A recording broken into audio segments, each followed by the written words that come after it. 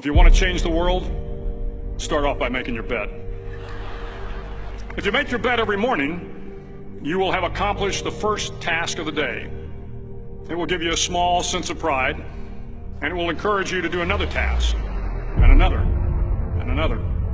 And by the end of the day, that one task completed will have turned into many tasks completed. Making your bed will also reinforce the fact that the little things in life matter. If you can't do the little things right, you'll never be able to do the big things right. And if by chance you have a miserable day, you will come home to a bed that is made, that you made. And a made bed gives you encouragement that tomorrow will be better. To pass SEAL training, there are a series of long swims that must be completed. One is the night swim. Before the swim, the instructors joyfully brief the students on all the species of sharks that inhabit the waters off San Clemente.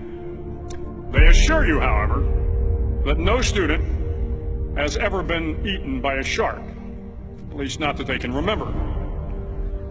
But you are also taught that if a shark begins to circle your position, stand your ground. Do not swim away. Do not act afraid. And if the shark, hungry for a midnight snack, darts towards you, then summons up all your strength and punch him in the snout, and he will turn and swim away. There are a lot of sharks in the world. If you hope to complete the swim, you will have to deal with them. So if you want to change the world, don't back down from the sharks. Over a few weeks of difficult training, my SEAL class, which started with 150 men, was down to just 42. There were now 6 boat crews of 7 men each. I was in the boat with the tall guys, but the best boat crew we had was made up of the little guys, the Munchkin crew, we called them. No one was over 5'5".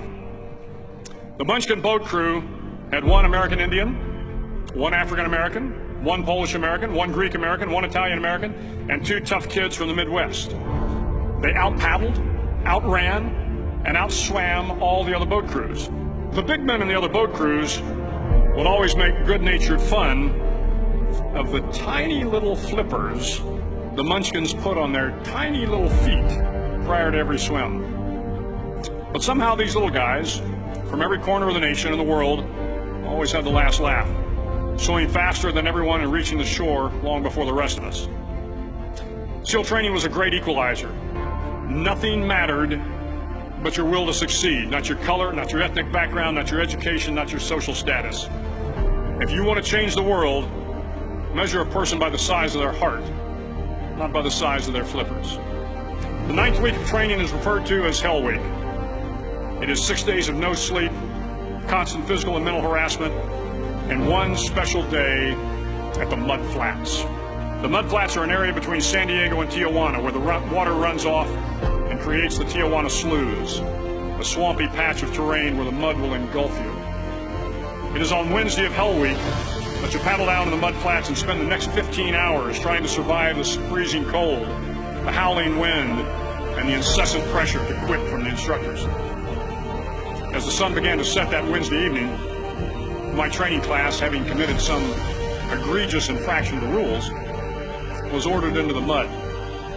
The mud consumed each man till there was nothing visible but our heads. The instructors told us we could leave the mud if only 5 men would quit. Only 5 men, just 5 men, and we could get out of the oppressive cold.